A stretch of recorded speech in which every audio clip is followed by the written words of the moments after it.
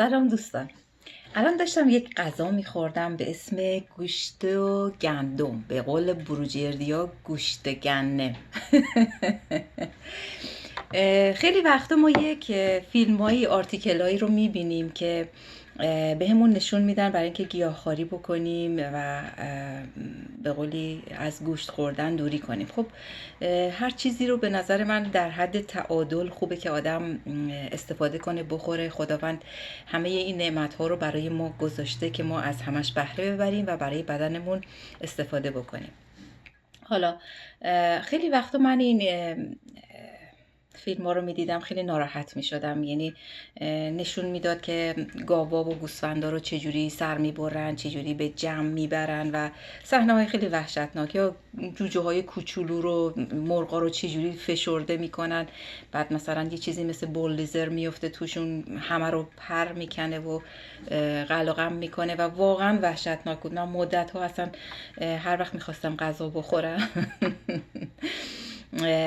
اذیت می شدم. بعد همش فکر میکردم که این درست نیست که این رو دارن در واقع اینجوری تبلیغ میکنن برای این که میخوان که همه گیاهخوار بشن. اوکی، گیاهخواری هیچ مشکلی نداره، ولی هیچ موقع برای تشویق یک کاری نباید یک کار دیگر رو زد تو سرش. یعنی اگه میخواید یک شخصی رو مقامش رو بالا ببرید، دلیل نداره یک شخص دیگر رو مقامش رو بیارید پایین تا دیگری بالا بره.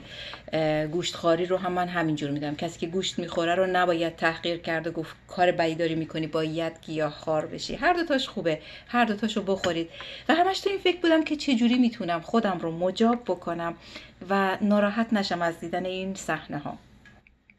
خب ما میدونیم که گیاهان هم مثل جاندارهای دیگه احساس دارن، همینطور که توی لابراتوارها بهشون از این چیزا وصل کردن، مانیتور کردن و میدونیم دیگه اینا هم حس دارن. مثلا یه میوه قبل از اینکه از درخت چیده بشه خودش این رو میدونه، این خبر رو، این احساس رو میدونه، آگاهی داره بهش، از قبل میدونه و قبل از اینکه چیده بشه خودش رو بیهوش میکنه تا اون درد رو نفهمه. و خب پس گیاهان هم احساس دارن، درخت ها هم همینطور، باشون حرف میزنیم. خب حالا میخوام به اون گیاهخوارا سوال بکنم. وقتی که ما اینجوری اون کامباینای بزرگ ماشینای کشاورزی رو میندازیم توی مزرعه های گندم و اون گندم ها رو همه رو از ریشه قطع میکنیم و پوستشون رو میکنیم و اینا همه خب جون داشتن، اینا حس داشتن، اینا موجود روی کره زمین بودن. خب ما اونا رو هم اونجوری قلقم میکنیم و میخوریم.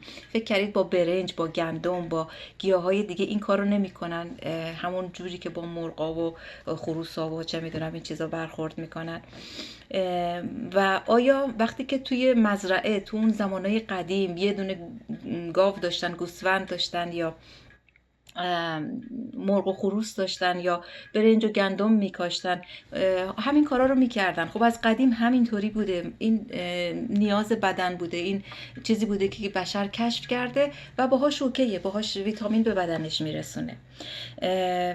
حالا توی اون مزرعه کوچیک ممکنه روزی یه دونه مرغ و خروس میکشتن رو، یا روزی یک تیکه کوچیک رو درو میکردن گندماشو. حالا این بیزینس ها، مانیفکتچرها اومدن به خاطری که سریعتر و مقرون به صرف تر باشه یه کارایی دارن میکنن. حالا نمیخوام اصلا از اونا حمایت بکنم، ولی میخوام اینجوری دل خودمون رو آروم بکنیم که چیزی که میخورید نوش جونتون بشه، زیاد بهش بد فکر نکنین و حالشو ببرید و بشه ویتامین به بدنتون دیگه.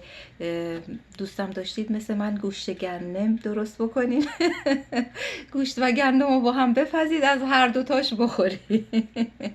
تا برنامه‌های بعد خداحافظی میکنم باهاتون.